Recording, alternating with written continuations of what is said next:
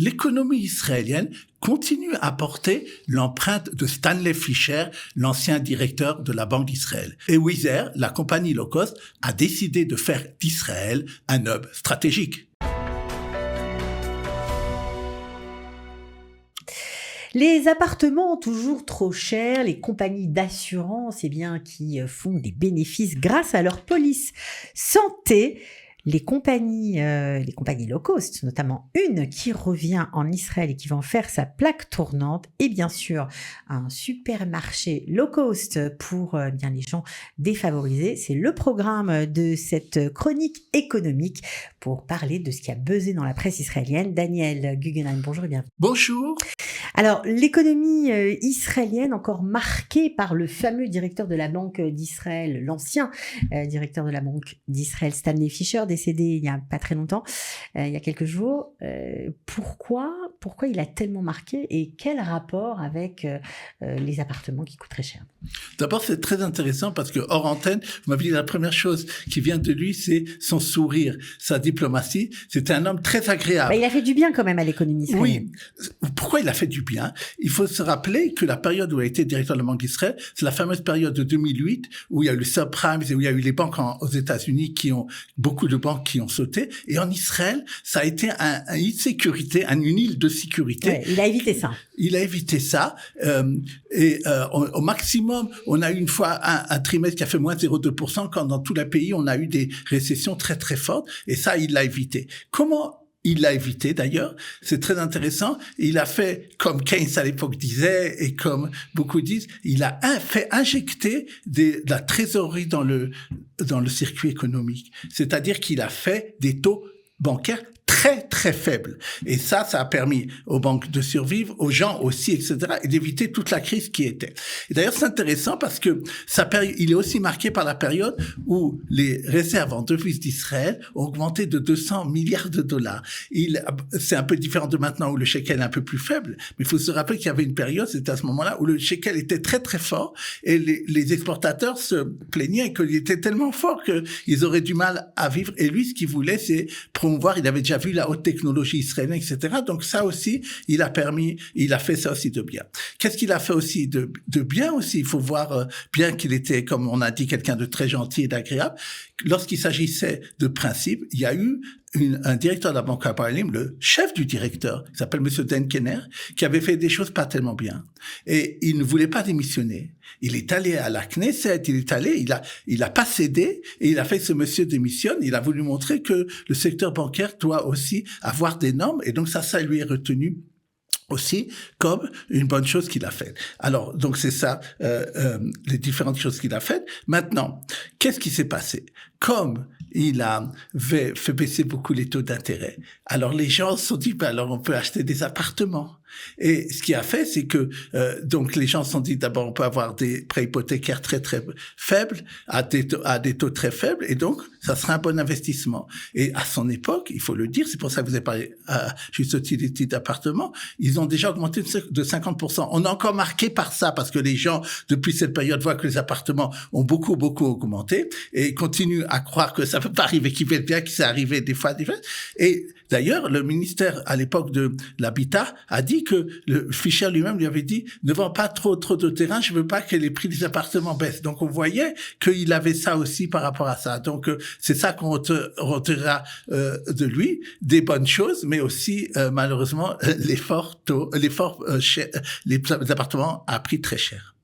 Donc ça, c'était important de le préciser. C'est bien de revenir en arrière et de comprendre dans quelle situation nous sommes et pourquoi nous y sommes. Alors, les assurances à présent, les banques apparemment pâlissent de jalousie devant les résultats des assurances. Ils ont gagné beaucoup d'argent avec leur police santé. Comment ça s'explique? Oui, tout à fait. On a eu maintenant les résultats du premier trimestre 2025 de la plupart des sociétés d'assurance, je parle des grandes qui sont cotées à la bourse. Et alors, on voit une augmentation très, très, très importante de leurs bénéfices. Leur chiffre d'affaires, pas tellement, d'ailleurs 5%, mais leurs bénéfices, s'il s'agit de toutes les branches de l'assurance, 50%, plus de 2 milliards de shekels. Et s'il s'agit uniquement comme du santé, de la branche santé, multiplié par 7 par rapport au premier trimestre 2024, c'est énorme. C'est près de 1 milliard de shekels, alors qu'ils étaient il y a un an à 130 millions de shekels. Et alors nous, en tant qu'Israéliens, on peut se demander d'où viennent cette raison. C'est ça qui nous intéresse. Pourquoi il y a tellement augmentation de bénéfices de la branche santé, alors que c'est pas tellement, comme on l'a dit, au niveau du chiffre d'affaires. La première chose, c'est qu'il y a eu une réforme il y a de ça en 2023, ce qui s'appelle c'est l'autorité de tutelle qui a fait ça, ce qu'on appelle en hébreu Roshut Shuk HaHon, c'est donc l'autorité des assurances qui avait remarqué que des gens faisaient ce qu'on appelle en hébreu bitoire kafoul, c'est-à-dire qu'ils payaient 2 fois pour le même service, une fois au Kupot Holim, aux assurances maladie, et une fois pour la même chose. Et donc ils ont voulu éviter ça. Ils ont dit aux assureurs d'arrêter de vendre ce qu'ils appellent Shekel Echad, c'était le nom de cette assurance. Et donc ils ont arrêté de le faire. Mais et en plus, ce qu'ils ont fait passer, ils ont dit, l'autorité de tutelle a dit, lorsque quelqu'un voudra se faire rembourser d'une opération, enfin de choses comme ça, qui sont pas dans le panier général des coupatrolim, c'est-à-dire des assurances maladie, ils devront faire ce qu'on appelle mashlim, c'est-à-dire une assurance complémentaire qui paye. Et c'est eux en premier qui devront payer. Alors, donc ils se sont enlevés complètement de cette là, mais ça, ils se sont arrangés quand même pour à ce moment-là dire on fait plus ça, alors on va augmenter le prix chez les autres, dans les autres secteurs de l'assurance santé, et le ministre et son autorité de tutelle a accepté, puisqu'il s'est dit peut-être là-bas il va perdre de l'argent, et donc ça lui a permis.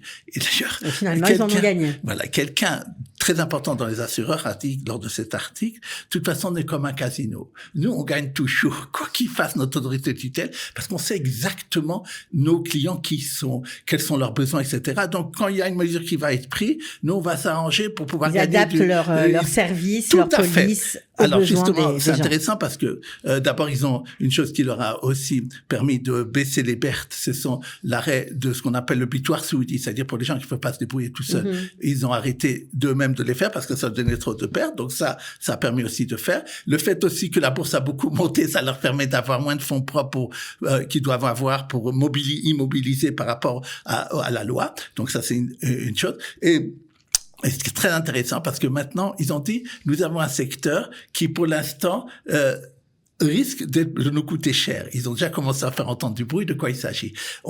Normalement, on a un panier pour être remboursé pour les médicaments. Mais ça peut pas tout rembourser.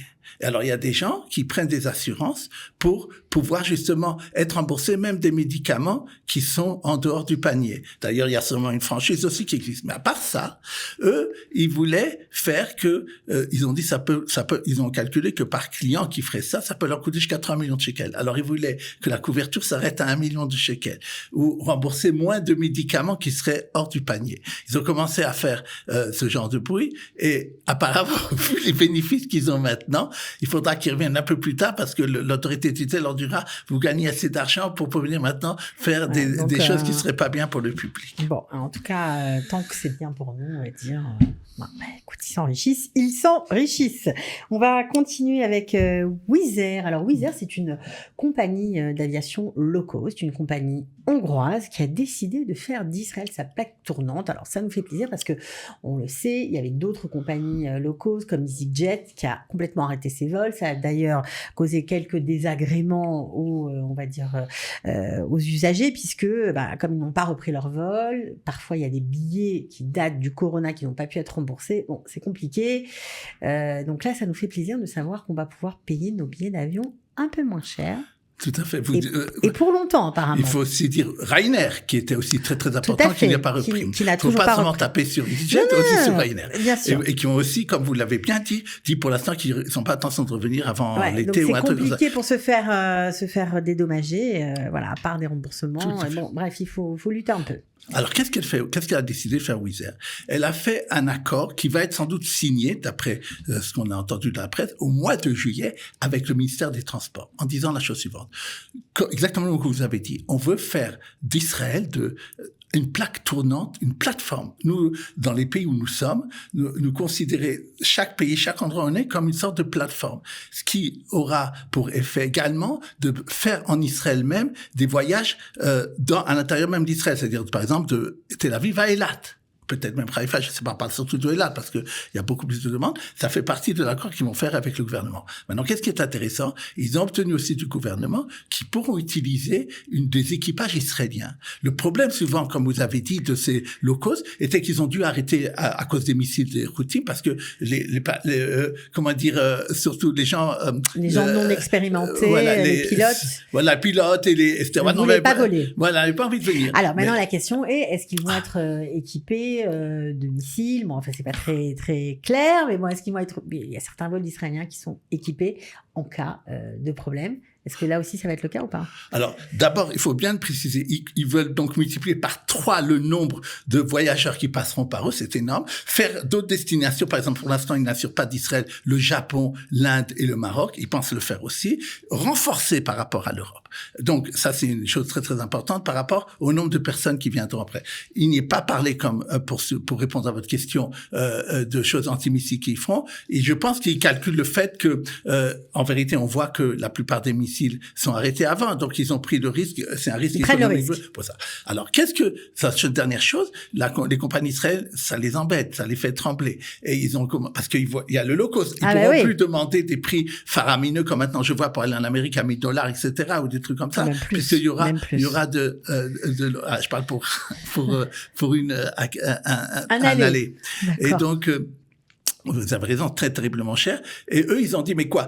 Comme certains diront, ils ont fui au premier missile, ils vont refuir. D'abord, c'est pas vrai. Wizz Air a fui le moins possible. C'est vraiment quand c'était très compliqué, ils sont partis, mais ils sont revenus dès qu'ils ont voulu. Mais maintenant, comme avec forcément, ça va être différent. Je pense que ça marchera. Et on va terminer avec un sujet qui me réjouit parce que la vie chère me préoccupe, comme vous le savez, mon cher Daniel. Donc, c'est le supermarché de la chaîne Shai Market. On va dire merci à son propriétaire, Monsieur Ganon. Voilà, ils ont décidé de s'installer. Le premier va ouvrir cette semaine à Givat-Zev. Magnifique, Daniel. Une bonne nouvelle. D'abord, pas seulement pour vous, pour nous tous, bien sûr. On espère sa réussite. Alors, je vais dire en gros, d'abord, c'est quelqu'un qui est déjà dans le commerce des super. Il a une chaîne que moi, je connaissais pas, qui s'appelle Neto Chisachon, qui n'est pas particulièrement cher. Il est même, j'ai remarqué les prix qui étaient donnés un peu plus cher que Rami Levy au Shechat. Il a dit justement, c'est pour ça qu'il a fait un nom spécial pour Shai Market. Qu'est-ce qu'il a dit? Il a dit la chose suivante. Moi, j'ai remarqué que dans les quartiers maintenant, lui, il veut viser les quartiers, les gens qui habitent dans les quartiers. Il paye maintenant, quand vous faites une petite course, vous avez pas moins de 100 shekels. En fait, il veut concurrencer les macolettes de quartiers qui sont super chers. Voilà, exactement. Il a fait remarquer que il peut y avoir le même produit, une différence entre 300% entre une collègue de quartier, comme vous dites, une épicerie de quartier, et au Sherad ou des choses comme ça. On n'a pas toujours la possibilité d'aller faire des grosses courses ou d'aller au Sherad quand on est loin, quand on est occupé, qu'on n'a pas beaucoup de temps, qu'on a 5-6 minutes, on va à l'épicerie d'en bas. Voilà, tout à fait. C'est ça son idée, c'est que en bas ça sera pas cher. Alors. Donc, quel est son projet? Ils disent, cette année, ils vont en mettre 10-15, et son projet à terme, c'est que dans chaque ville, pas chaque quartier de chaque ville, mais il y aura une ville, un quartier, où il y aura, Alors, on lui a demandé la question, mais tu sais que c'est cher de louer même, dans un quartier. Il a dit, oui, je sais ça, je sais ce défi, et comme moi, je suis aussi dans l'immobilier, c'est un monsieur c'est quelqu'un d'orthodoxe qui est aussi dans l'immobilier, il a dit, je saurais déjà me trouver des endroits pas trop chers pour louer. Alors, on lui a demandé la question, mais on voit que tu es orthodoxe. Alors, peut-être tu vas faire que pour les orthodoxes. Voilà. Est-ce que tu vas faire un produit qu'on appelle mehadrin, vous savez, qui est une cochon spéciale. Il a dit non. Il a dit que je ferai aussi pour eux. Mais en vérité, c'est pour tout le monde. La preuve, les chocolats Kinder, par exemple, ou toutes les choses où il y a du lait, qui vient, ce qu'on appelle, qui n'est pas surveillé, de ce qu'on appelle la poudre de lait de l'extérieur. Il y en aura. Mais ça pense que je ferai, c'est que je mettrai des étagères spéciales pour dire aux gens, sachez que ça, c'est quelque chose de spécial. Vous n'êtes pas, c'est-à-dire que vous pouvez l'acheter. Mais ce sera moins cher qu'ailleurs. Voilà. Alors justement, il a donné des prix. Alors il a donné prix que de lancement là maintenant, par exemple, pour vous dire, dans Pastèque, j'ai vu, on en prend beaucoup en ce moment. Il sera autour de 3 shekels, c'est vraiment bien. Il dit parguillotte, des petits poulets, je sais pas comment on se dit en français, des parguillottes, mais en français il y a un doisillon, enfin des tout petits, qui c'est très apprécié par les Israéliens. Il veut 2 kilos pour 100 shekels et surtout 2 paquets de glace Ben Jerry pour 33 shekels, ce qui est vraiment pas cher. Et la question que tout le monde se demande, c'est ce qui fait qu'on peut être dubitatif, c'est au début. Est-ce que il va continuer à faire des prix aussi, et ça là, il faut un intensif, comme on dit, il faudra le voir. Oui, bon, on va attendre. En tout cas, merci pour ces nouvelles qui me mettent du baume au cœur, il faut bien le dire. Et on se retrouve la semaine prochaine pour une autre émission concernant l'actualité économique.